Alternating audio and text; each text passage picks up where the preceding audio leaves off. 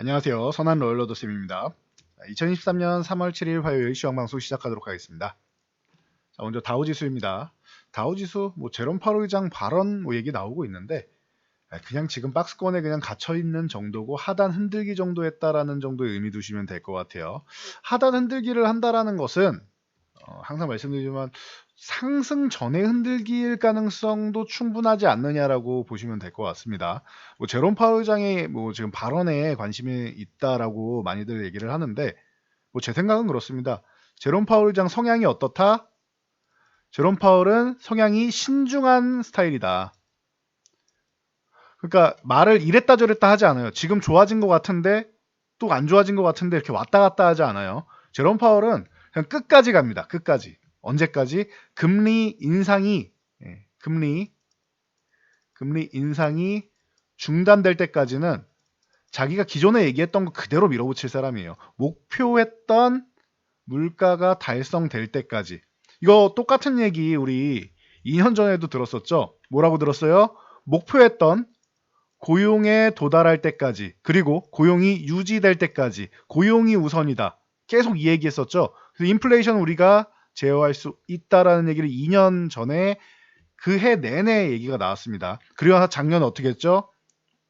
물가가 우선이다. 우리는 물가를 우선적으로 할 거고 물가를 잡는데 모든 역량을 쏟아붓고 물가가 안정돼야지 이 금리 인상이 끝난다. 이 얘기 계속하고 있죠. 저는 그대로일 것 같아요. 이 사람은 말을 그렇게 쉽게 바꾸는 스타일이 아니에요. 지표 한두 개 나왔다고 이거는 이번에는 좋게 나왔지만 우리는 역시나 목표 물가 도달할 때까지는 정책을 지속한다. 이렇게 말할 사람이라고 저는 그동안 봐왔습니다. 그래서 그 가능성이 높지 않나라고 생각해서 딱히 이번에 엄청나게 비둘기파처럼 얘기할 가능성 별로 그런 거는 크게 신경 안 쓰고 있습니다. 이 사람은 똑같이 얘기해야지 오히려 일관성 있는 사람으로서 역사에 남습니다. 그래서 저는 지금 그냥 박스권에 있고 오히려 박스권 돌파하기 전에 고의적으로 한번 요 하단을 흔들지 않았느냐 이렇게 생각이 된다라고도 말씀드렸죠. 이거 참고 정도 하시면 될 것 같습니다. 자, 나스닥 같은 경우는 마찬가지 먼저 올라온 다음에 휴식 구간을 좀 만들었죠. 그런데 많이 올라왔으니까 조금 쉬는 정도는 이해해 주자. 반도 안 내려왔잖아요. 그러니까 좀 이해해 주자 정도로 말씀드렸죠. 그리고 나서 바로 또 반등. 11,200도 흔든 것도 아니고 지금 11,200에서 11,500 사이 정도 요 구간 자체에 들어왔다가 회복되는 거죠. 그러면은 전고점 가는 것도 사실 얼마 남지도 않았어요. 12,000 구간도 코앞이니까 하루 이틀이면 올라갈 수 있는 구간이죠. 그러니까 크게 여러분들이 이 부분에 대해서 약세에 대해서 고민하거나 할 필요는 없는 것 같습니다. 오히려 핵심 원자재법을 일주일 앞으로 남겨놓고 있는데 그 발표에 대한 기대감 정도로 친환경 관련주가 좀 움직일 수 있다 정도를 체크하시면 될 것 같아요. 자, 그리고 우리나라 코스피 지수 마찬가지입니다. 이렇게 박스권에 갇혀 있는데 이렇게 박스권에 갇혀 있죠. 지금 회색 안쪽에 있는데 진정한 하단이 2,400이기 때문에 이거 이탈했다고 해서 박스권 이탈했네 어쩌네 그런 거 신경 쓸 필요 없다. 2,400 흔들기 정도 나오고 이 구간에서 아래 꼬리 길게 다는 것은 2,400 아래에서는 지켜주는 흐름이다 정도로 말씀드렸죠. 그리고 외국인들 수급이 빠져나가지 않고 있기 때문에 올라온 다음에 크게 수급 빠져나간 게 없다. 지금도 여러분들이 코스피 수급을 이렇게 지켜보신다라고 하면은 9월 말 그러니까 4분기부터였죠. 이때부터 해서 외국인들 14조 원 넘게 매수했다 조금 줄였는데 다시 매수하기 시작하죠. 최근에 또 1조 원 넘게 매수했죠. 그래서 13조 7천억, 14조 원 다시 근접하고 있죠. 외국인들 다시 매수하고 있어요. 우리나라 시장 안 빠져나갑니다. 코스닥도 마찬가지예요. 코스닥 같은 경우는 4분기도 아니고 올해 1월 그 설 연휴 이후부터 보시면 됩니다라고 말씀드렸죠. 설 연휴 이후부터 해서 체크하시면은 1조 원 돼 있죠. 1조 원 매수 그냥 유지하고 있어요. 조금 줄였다가 다시 사고 해서 1조 원 정도 수준. 외국인들이 한 개도 빠져나간 게 없다. 계속 말씀드렸지만 여기서 빠져나가면은 전저점 이탈해서 2천도 깨진다고 말씀드렸어요.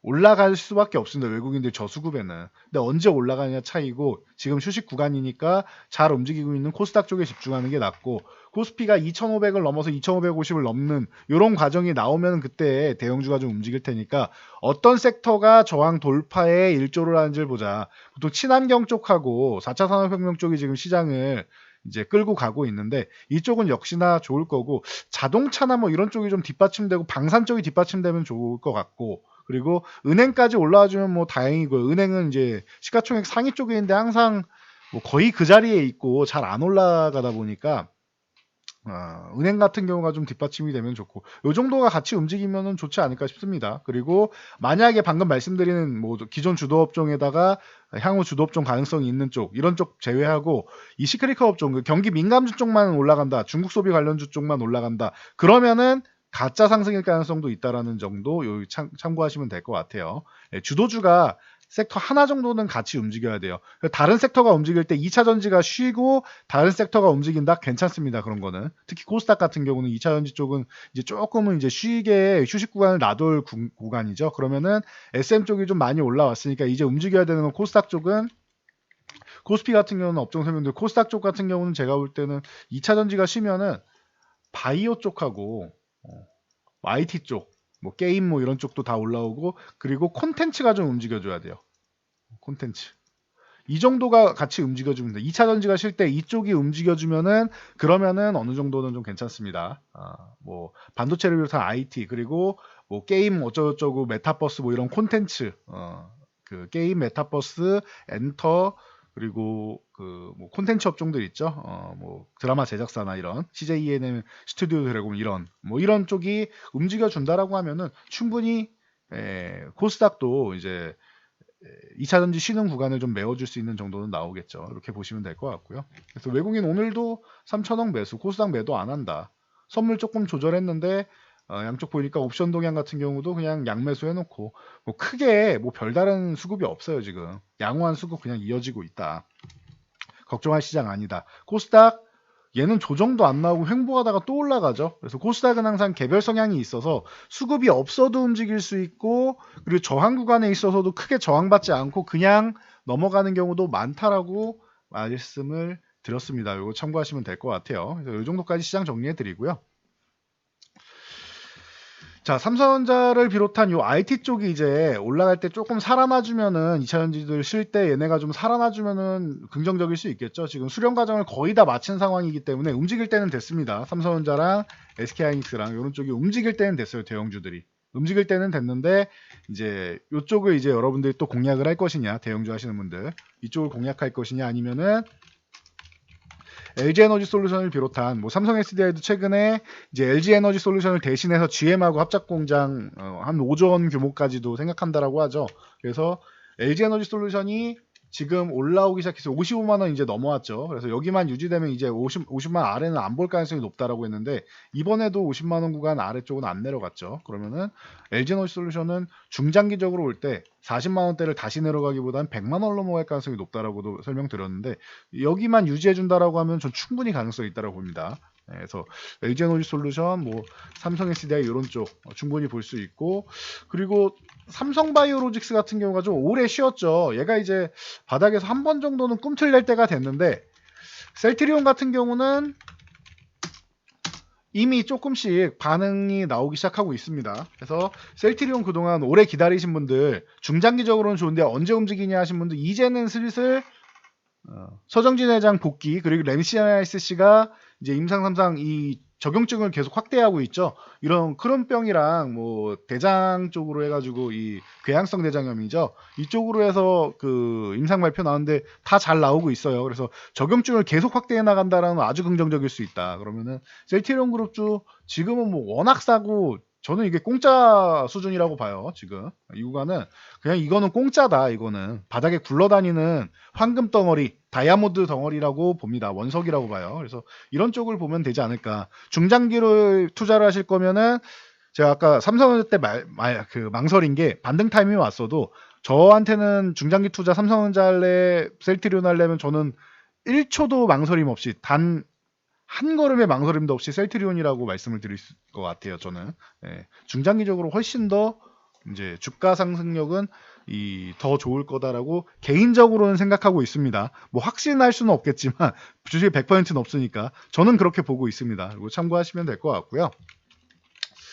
자, HLB 같은 경우도 이제 슬슬 움직이죠. 요건 변동성 노리시는 분들 같은 경우에는 이제 긍정적으로 볼 수 있다. 지금 그동안 이 HLB가 신뢰를 잃은 이유가 뭐죠? NDA 신청 안 해서잖아요. 지금 이건 2022년에 발표된 간암 치료제고요. 3년 전으로 돌아가 보겠습니다. 3년 전에 이미 이때가 아니죠. 3년 전에 이미 이거가 아니죠. 자, 그래서 이 종목은 맞네요. 이 종목은 3년 전 2019년에 이미 21만 원을 한번 도전을 했었어요. 21만 원. 89,000원인데요. 네, 1대1 무상증자하고요. 1대1 무상증자하고 그동안 배당을 다 유무상증자로 주면서 이제 무상증자 드리고 유상증자도 하고 하면서 주가 가치가 희석이 돼서 그런 겁니다. 원래 이게 21만 원이에요. 21만 원대인데 거기까지 올라갔을 때 저희가 명확하게 말씀드렸죠. 슈팅이라고. 그리고 나서 쉬다가 이제 슬슬 다시 한번 볼 수 있는 구간인데 제가 이때 이렇게 설명드렸어요. 여기 21만 원대에서 12만 5천 원까지만 내려와도 여러분 저는 12만 5천 원까지 조정받을 수 있다라고 생각하는데 이 구간까지만 내려와도 HLB가 40%고 LCLB 생명과학이 41% 조정받는 거다. 이렇게 설명드렸습니다. 기억나실 겁니다. 오래 보신 분들 많으니까 장기 구독자분들은 다 기억나실 거예요. 분명히 그렇게 말씀해요. 40% 정말 3일 만에 떨어졌습니다. 그 40%가. 기억나시죠? 자, 이때 위암 3차 치료제 이건 단독요법이에요. 단독 HLB의 리보세라님 혼자서 위암 3차 치료제에 도전을 했는데 1차 지표가 유효성을 확보하지 못했어요. 이때.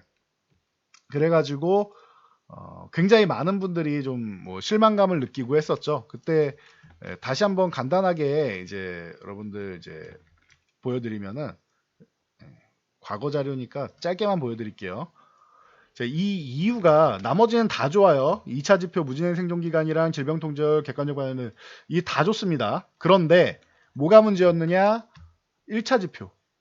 1차 지표가 통계적 유의성이 확보가 안 된 거예요. 5.78 잘 나왔어요. 수치는 좋아요. 다른 것도 보면은 다 5.3, 5.2, 5.7 이렇잖아요. 그런데 대조군이 5.13이 나온 거예요. 이게 오버였어요. 이게 일본이나 이런 데서 옵티보 같은 게 들어가고 해서 대조군이 너무 높게 나와가지고 유익성을 확보하지 못합니다. 그러다 보니까 여기서 이제 HLB에서 이제 멘탈이 깨진 겁니다.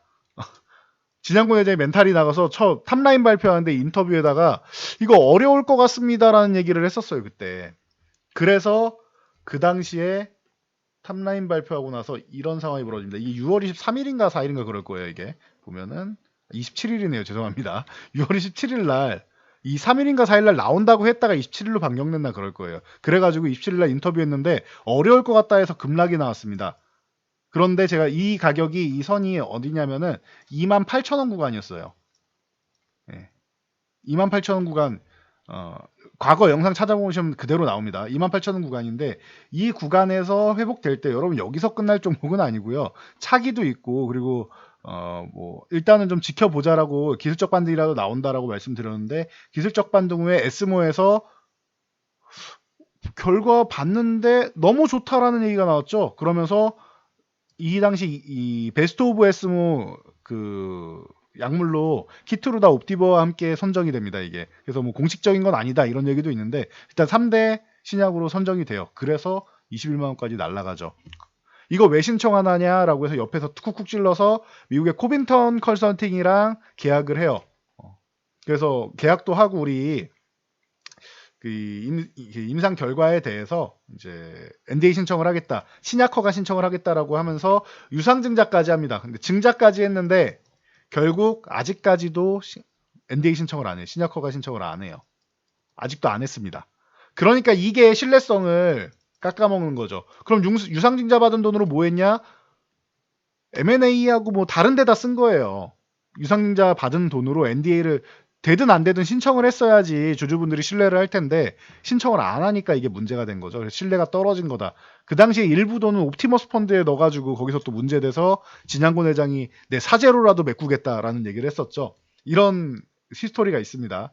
그러고 나서 지금 작년에 발표될 때도 제가 설명드린 거 기억나시죠? 추석 연휴 전후인데 이거 34,000원 날에는 공짜입니다라고 말씀드렸고 추석 전 불안하신 분들은 추석 전 왜냐하면 추석 중간에 에스모가 있었어요 작년. 2019년 에스모처럼 2022년 에스모가 작년에 유럽 종횡학회가 딱 추석 기간에 있었습니다. 두 가지 행사 있다고 했죠. 에스모가 있었고 미국의 에미상이 있었습니다.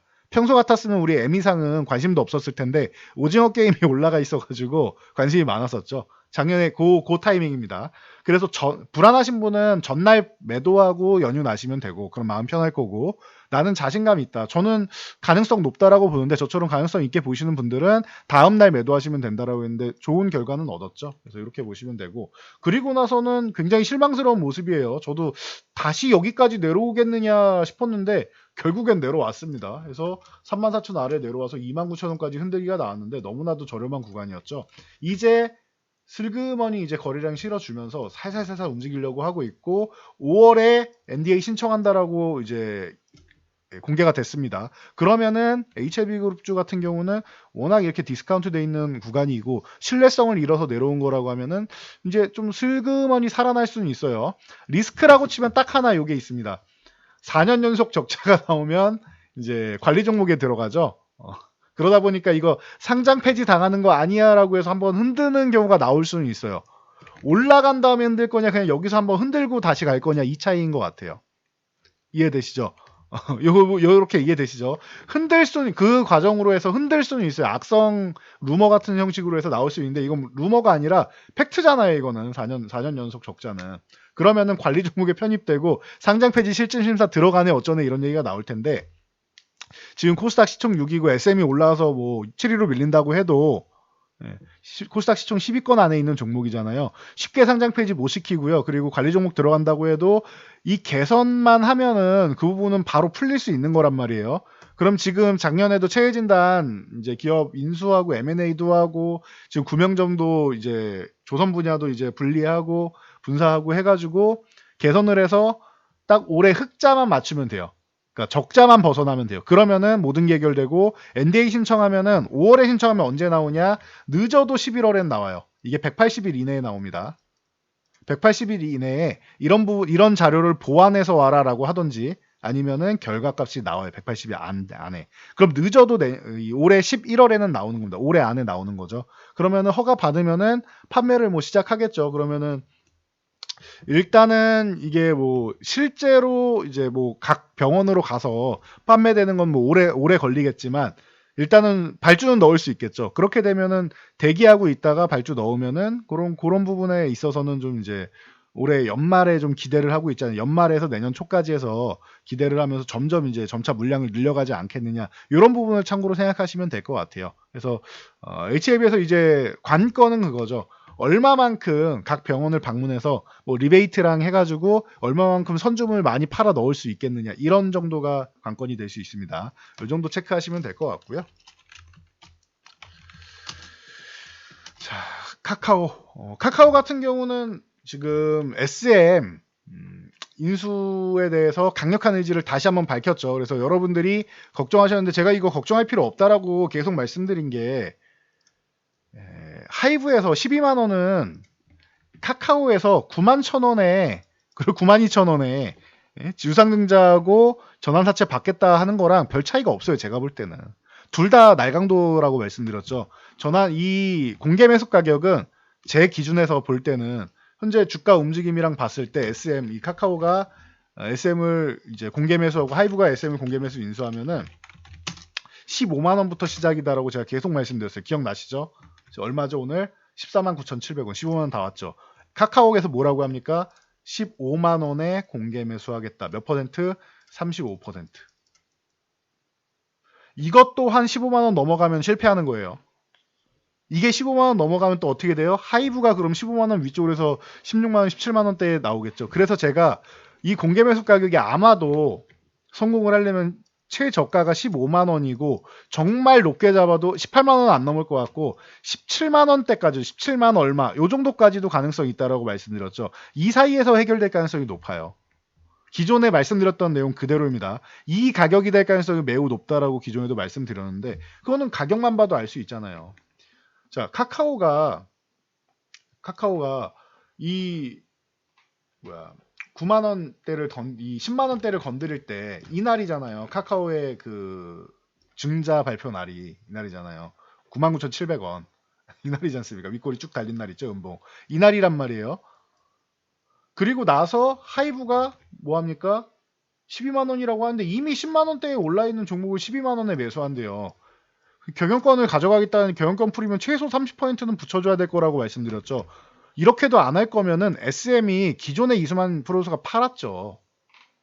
자기가 프리미엄을 많이 받기 위해서 안 팔고 있었단 말이에요. 그러니까 일단 12만원대 얘기 나왔죠. 그럼 12만원 위로 넘어가고 이거 실패할 가능성 꽤 있다라고 말씀드렸는데 왜 실패하느냐? 카카오 우호 지분이 우군이 등장한다라고 말씀드렸죠. 카카오에서 가만 안 있죠. 이런 거. 그런데 어떤 상황이 벌어졌느냐? 자, 일단 현재 지분 구도부터 볼게요. 자, 요거를 하나를 메모장에 띄워서 간단히 숫자로 보면서 정리해 드리겠습니다. 자, 보세요. 자, 하이브는요. 지금 14.8%를 보유하고 있습니다. 이게 이수만 전 총괄 프로듀서. 이름도 기네요. 넘긴 거고요. 잔여 지분이 3.65% 정도 남아 있을 거예요. 이렇게가 남아 있습니다. 이해되시죠? 원래 18.45%를 갖고 있어서 계산하면 이렇게 나올 겁니다. 이해되시죠? 이렇게 된다. 하이브. 그러면은 공개 매수로 해서 확보한 게 뭐 개인 투자분들은 12만 7천 원대에 나왔는데 굳이 뭐 7천 원 손해 보면서 팔아줄 필요는 없죠. 7천 원 수익도 아니고. 그러니까 개인 투자분들이 여기다가 공개 매수에다가 던질 이유는 없죠. 그러니까 갤럭시 ISM에서 이제 지분이 한 1% 가까이 되니까 0.98%를 넘겨버립니다. 이쪽에. 넘기고 이제 이수만 프로듀서가 이것도 넘길 의사가 있다라고 하니까 현재 14.8%에 총 나올 수 있는 거는 19.43% 정도 돼요. 하이브는. 이해되시죠? 19.43% 정도 됩니다. 자, 그리고 여기 공개 매수할 때 여기 그 하이브에서 요 날이죠. 요날. 이날 표시를 해드릴게요. 이날 26일 날. 아니 16일 날. 그리고 나서 28일 요날이죠. 요날. 왜냐면 마지막 날은 가격을 띄워야 되니까 요날. 이렇게 두 번 매수가 큼직하게 들어옵니다. 큼직하게 들어요. 그래서 뭐 금감원에서 조사하느니 뭐 얘기가 나왔죠. 자, 이게 언제냐면요. 2월 16일. IBK 판교지죠. 저는 이거 보고 굉장히 좀 어이가 없었는데 이게 특정 지점에서 얼마 나왔다 이거를 그렇게 뭐 빠르게 좀 이제 뭐 지점까지는 안 알려줘도 되지 않았나 싶은데 개인적으로는요. 네. 개인적인 생각에는 무슨 지점까지 이렇게 공개를 하나 싶은데 고의적으로 흘렸나 싶기도 해요. 자, 보시면은 IBK이고 판교 지점 이게 핵심이 IBK가 중요한 게 아니고 정말 중요한 거는 판교 지점. 이거 카카오가 여기 있잖아요. 우리나라 IT 회사들 다 여기 있잖아요. 그럼 카카오의 관계사나 우호 지분일 가능성이 높다라는 거죠. 여기서 얼마? 68만 3,398주. 이게 2.9% 정도 됩니다. 근데 요거 조사했는데 카카오는 아니다라는 얘기가 있죠. 네, 카카오는 아니다라고 하죠. 그러면 2월 28일. 네. 자, 기타 법인에서 108만 주를 매수합니다. 108만 7천 주를 매수합니다. 이게 4.56%예요, 여러분. 4.56%예요. 그래서 뭐 특정 계좌에서 66만 6,941주 2.8%에 해당되는 물량을 매수했다라는데 이 계좌가 카카오입니다. 이 계좌 카카오고요. 그리고 이제 카카오 엔터가 그럼 카카오를 앞으로 당겨 놓을게요. 카카오가 이렇게 특정 계좌 지우고 이렇게 카카오 엔터가 38만 7,400주 7,400주 매수를 합니다. 네. 해서 총 105만 4,341주를 매수를 해요. 자, 기타 보면서 108만 7천주가 들어왔는데 이 중에서 105만 4천주 이상이 카카오와 카카오 엔터 쪽이에요. 이해가 되시죠? 그래가지고 카카오가 지금 어느 정도 들고 있냐 봤더니 현재 들고 있는 게 이거는 카카오가 주가 관리를 한 거죠. 12만원 넘겨놓은 거죠. 하이브한테 지분 안 넘기려고. 자, 그래서 어떻게 됐어요? 자, 현재 지분 지분. 카카오가 78만 주. 카카오 엔터 38만 7,400주. 그냥 카카오 엔터는 이날 매수한 게 다죠. 해가지고 총 지분이 어떻게 돼요? 4.9%딱 맞춰놓은 거예요. 자, 카카오가 5%안 넘기면 신고 안 해도 되니까 이미 들고 있을 거라고 했죠. 그래서 쉽게 포기 못 한다라고도 말씀드렸어요. 만약에 가처분 신청이 인용돼도 9%는 9.05%는 날라갔지. 이거는 날라갔지만 이미 이 정도는 갖고 있을 가능성이 있어서 그냥 포기는 쉽지 않다라고 말씀드렸는데, 그래서 결국 나온 거 뭐예요? 공개 매수 15만 원. 35%. 반반씩이에요. 카카오 절반 17.5%, 카카오엔터 17.5% 반반씩입니다. 이렇게. 이해되시죠? 그럼 여기서 35%를 가져가면 거의 40% 되는 거예요. 4.9%니까. 0.1%는 채울 수 있어요. 그럼 40%는 그냥 채울 수 있는 거죠. 카카오가. 자, 그래서 이번에 주주총회가 관심이 높아요. 왜? 본인들 우호 세력을 이사회로 구성해야 되잖아요. 그런데 이거는 그냥 개인적인 생각입니다. SM 경영진이 좀 유리하지 않나 싶어요. 하이브는 이게 의결권이나 이런 거가 작년 연말이기 때문에 이번에 인수한 거 가지고는 하이브가 뭘 주장할 수가 없어요. 뭐 이수만 씨가 가져간 정도는 뭘지 뭐 크게 주장할 수가 없어요. 내가 대주주다 이게 안 돼요. 이해되시죠? 그 정도까지 생각하시면 되고, 여기에 그러면은 주요 투자자들을 보면은요, 국민연금이 4.32%, 컴투스가 4.2%, 그리고 KB자산운용이 3.83%. 얘네 셋이 합치면은 12.35%가 돼요. 12.35%. 아, 그리고 이거 하나 까먹었네요.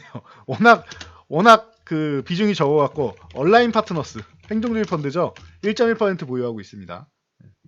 이 중에서 국민연금하고 KB자산 쪽은 경영진 쪽이 아니겠냐, 카카오 쪽이 아니겠느냐라는 얘기가 많이 나옵니다. 그리고 컴투스는 이수만 프로듀서 쪽인데 뭐 언제든지 이해관계에 따라서 바뀔 수 있다라는 얘기는 나오고 있죠. 이 정도까지 여러분들이 체크하시면 될 것 같아요. 이 우호 지분이 어느 쪽에 손을 들어주느냐에 따라서 이번 이사회 구성이 조금 재밌게 흘러갈 수가 있어요. 그리고 그것도 얘기가 나올 수 있는데,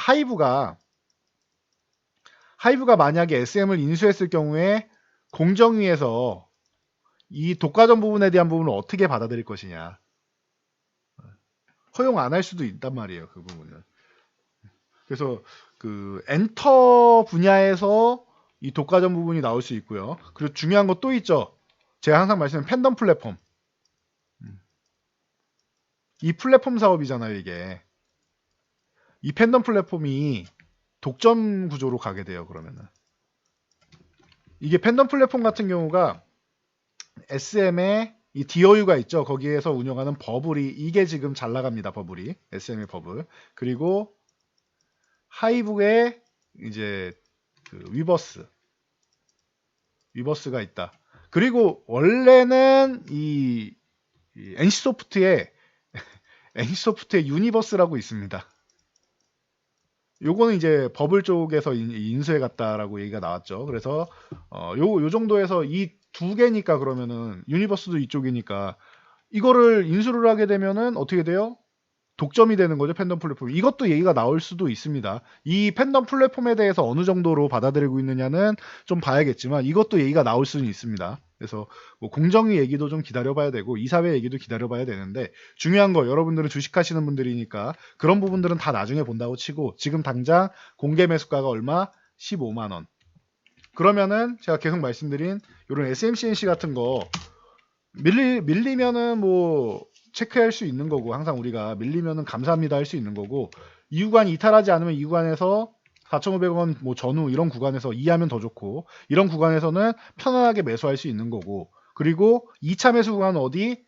혹시나 모를 요 갭 매우로 내려온다. 그럼 3,700원, 3,750원 되는 이 구간까지 내려온다. 2차 매수. 이렇게 하면은 최소한 저는 아무리 못해도 5,000원에서 6,000원 사이, 요 사이 정도는 가지 않을까 싶어요. 넘어가면은 나이스한 거고, 이 정도는 가능성이 있다라고 봤는데 벌써 5,000원까지 왔습니다. 그럼 여러분들이 이제 봐야 되는 건 또 뭐냐? 옳은 거 자랑한다가 아니고 이제 봐야 되는 건 또 뭐냐? 그럼 DOU 같은 걸 보시는 거예요. 팬덤 플랫폼 방금 전에도 말씀드렸죠. 핵심 자회사 매각 중에서 DOU는 매각 안 한다라고 얘기 나왔죠. 이거는 매각 안 한다라고 했어요. 올라온 다음에 지금 휴식 취하고 있는 거죠. 저항 두들기고. 그러면은 자 4만원하고 55,000원 중간 가격 어디에요? 47,500원. 이 구간을 지금 오늘 넘어가려다 못 넘어갔죠. 그럼 이런 종목을 여러분들이 좀 모아가시는 것도 방법이 될 수 있어요. 아래서 더 내려가면 내려갈수록 감사합니다 하고 밀릴 때마다 나이스하게 모아가고 47,500원 중심 가격이죠.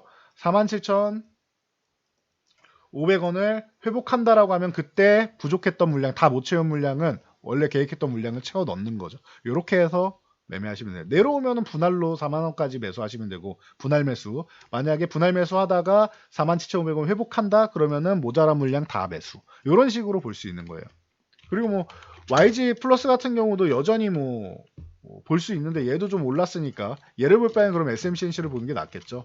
그리고 SM 라이프 디자인이 조금 덜 오른 감이 좀 있죠. 오늘 좀 올랐다가 밀리긴 했는데 얘도 좀 덜 오른 감이 있죠. 그럼 DOU에 의해서 얘도 좀 같이 볼 수 있고 지난번에도 키스트 같은 경우가 후발주로 나온 거 봤죠. 그럼 후발주로 나오니까 얘도 지금 저항 돌파 시도하고 밀렸는데 얘도 같이 볼 수 있고 이런 식으로 같이 보면서 될 것 같아요. 그리고 드리머스 컴퍼니 이거 SM이 2대주주라고 누누이 말씀드리죠.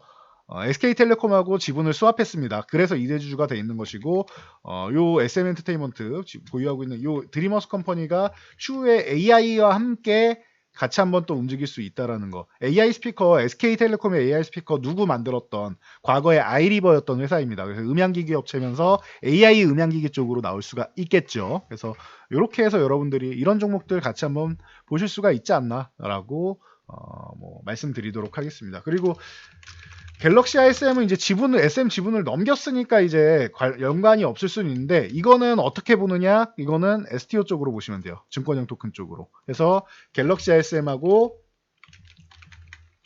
유메이드 맥스하고 이런 쪽을 이제 증권형 토큰 쪽이 얘기가 나오면 이쪽을 같이 보시면 돼요. 지금 최근에 이제 급등이 나왔다가 지금 휴식을 취하고 있는데 그쪽에 이제 STO 쪽에 얘기가 나온다라고 하면은 관심 가져보시면 되겠죠. 그럼 유메이드 맥스 기준으로 해서 요 아래쪽 그리고 요 위쪽 상단에서 중간 정도 가격을 내 보시면 한 16,000원 정도 수준 될 거예요. 그럼 16,000원 구간을 유지하는지 이탈하는지 보시면 돼요. 16,000원만 유지된다. 양봉의 중심선 부근 정도만 유지된다라고 하면은 그러면 여러분들이 이 종목도 다시 한번 볼 수 있으니까 그때 갤럭시 SM 같이 보는 것도 방법이 될 수 있습니다. 단기적으로 밀렸으니까. 요 정도까지 체크하시면 될 것 같고요. 리튬 관련주 최근에 에코프로라든지 뭐 양극재랑 이제 리사이클 쪽으로 계속 얘기가 많이 나왔는데 너무나도 많이 올라서 언제 조정받을지 모르겠는데 아직도 뭐 제대로 된 조정은 안 나오고 있습니다. 그래서 뭐 지금 주의 종목으로 분리되어 있으니까 여러분도 좀 주의하실 필요가 있을 거고요. 에코프로 BM 같은 경우도 같이 많이 움직였죠. 그리고 에코프로 HN 같은 경우도 이제 뒤늦게 움직였으니까 요런 종목들 이제 조금 주의하실 필요가 있고 LNF 같은 경우가 이제 좀 덜 올랐기 때문에 이런 게 키 높이 맞추기로 움직일 수 있어요. 포스코 케미칼이 오늘도 이제 키 높이 맞추려고 올라가고 있는데 이게 시발점이 돼가지고 LNF 같은 경우 같이 이제 뒤따라서 움직일 수 있다는 거 체크하시면 될 것 같고요. 동박 쪽 일진 머티리얼즈나 솔루스 첨단 소재 이런 쪽도 이제 시작일 수 있어요. 이거 쉬었다가 또 움직일 수 있으니까 참고하시고 솔루스 첨단 소재 먼저 올랐다가 또 쉬고 있죠. 그러니까 이런 종목도 같이 한번 보실만하고 그래서 이렇게 보시면서 리튬 관련주가 오늘 또 이제 많이 움직였었는데 중간에 소식이 좀 나왔죠. 한국우주백 신재생에너지 확대 이런 얘기도 나왔고 그리고 저기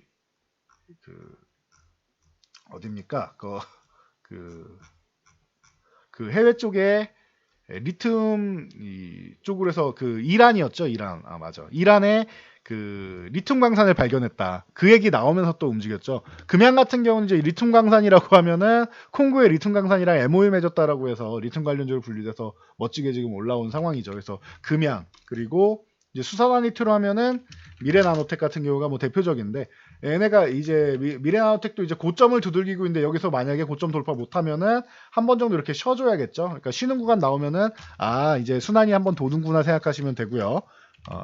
이 리튬 플러스, 리튬 인사이드하고 이제 리튬 플러스하고 이제 관계사 돼 있는 이제 하이드로 리튬 같은 경우가 이제 오늘 상한가에 들어가서 순환매 돌았다 생각하시면 될 것 같아요.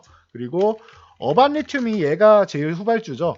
하이드로 리튬은 이렇게 올라왔다 상한가 들어간 거, 어반 리튬은 바닥권에 이렇게 기어다니다가 이제 올라온 거죠. 오늘 상한가 이제 터치 정도만 하고 다시 내려왔는데 얘가 오히려 한 방 더 남아있을 가능성도 있죠. 그래서 둘 중 하나예요. 원래 후발주는 키높이를 맞추러 가던가 아니면은 얘는 그냥 약한 거던가 둘 중 하나가 될 수 있죠. 근데 이미 약하다고 해도 이미 26%나 올라왔으니까 이제는 뭐 약해도 그렇게 뭐 후회할 건 없지 않나 싶습니다. 그래서 이런 정도 보시면서 이제 리튬 관련주들 뭐 2차전지 관련주들 이제 너무 많이 오른 종목들은 순환매 노리면서 이제 지분을 좀 이제 여러분들 포트폴리오의 지분을 조금 줄여가면서 보시면 되지 않을까 이렇게 보시고요. 그리고 다른 종목들로 조금 교체하면서 천천히 보세요. 그래서 핵심 원자재법 나오니까 이제 현대에너지솔루션 같은 경우도 이제 한국우주백 뭐 신재생에너지 뭐 협력 확대하겠다라고 하니까 오르죠.